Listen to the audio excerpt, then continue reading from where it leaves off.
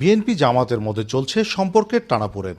দুই দলের শীর্ষ নেতাদের বক্তব্য উত্তেজনা ছড়িয়েছে রাজনীতির মাঠে। জামাত নেতারা বলছেন তাদের বক্তব্য সবার জন্য, আর বিএনপি নেতারা বলছেন জবাব না দিলে মানুষ ভুল বুঝবে। আমাদের নেতৃবৃন্দ এই কথাগুলোই, মানুষের এই চিন্তা, মানুষের মনের এই চাওয়া আকাঙ্ক্ষার কথাগুলোই মানুষের সামনে আমাদের হয়তো বিভিন্ন জায়গায় বলছেন। এই কারণে ওনারা মনে করছেন আমরা কথাগুলো ওনাদেরকে বলছি। আসলে ওনাদের উদ্দেশ্যে কথাগুলো নয়।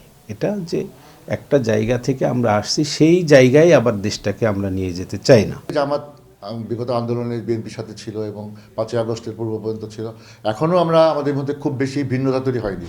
হয়তো কিছু কিছু বিষয়, যে বিষয়গুলো প্রশ্ন দেওয়া উচিত, কোনো দল যদি কোনো বিষয়ে বিতর্ক তোলে বা কেউ যদি তার সেই দলের পক্ষে বিতর্ক তোলে, তাহলে তার জবাব দেওয়া উচিত। আগামী নির্বাচনে বিএনপি জামাত জোট হচ্ছে না এমন ইঙ্গিতও দিয়েছেন নেতারা। এককভাবে ভোটে যেতে চলছে প্রস্তুতি।